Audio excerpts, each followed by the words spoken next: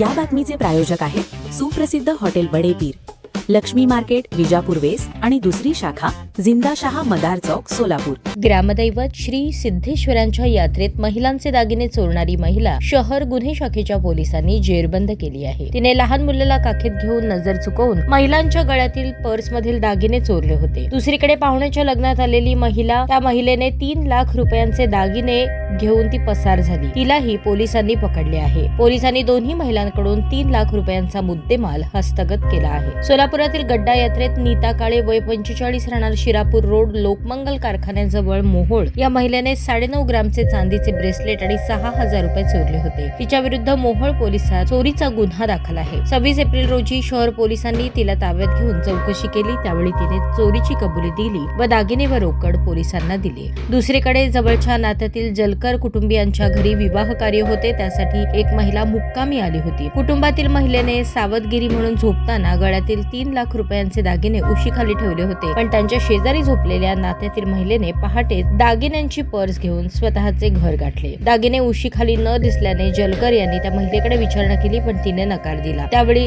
जलकर यांनी जोडभावी पेठ पोलिसात धाव घेतली। शहर पोलिसांनी त्या महिलेस ताब्यात घेऊन खाकीचा दम दाखवून विचारपूस केली, त्यावेळी त्या महिलेने चोरीची कबुली दिली। मोनिका रोहिटे राहणार लहान थोपडे वस्ती, सोलापूर असे त्या महिलेचे नाव आहे। ही कामगिरी पोलीस आयुक्त एब राजकुमार, पोलीस उपायुक्त गौहर हसन, मच्छिंद्र पंडित, सहाय्यक पोलीस आयुक्त विशेष शाखा, अतिरिक्त पदभार शहर गुन्हे शाखेचे वरिष्ठ पोलीस निरीक्षक अरविंद माने यांच्या मार्गदर्शनाखाली पोलीस उपनिरीक्षक मुकेश गायकवाड यांच्या पथकातील अंमलदार नंदराव गायकवाड, वाजिद पटेल, योगेश बर्डे, संजय साळुंखे, अजिंक्य माने, महिला अंमलदार सुमित्रा बारबोले, निलोफर तांबोळी, चालक बाळू काळे, सतीश काटे यांनी पार पाडली।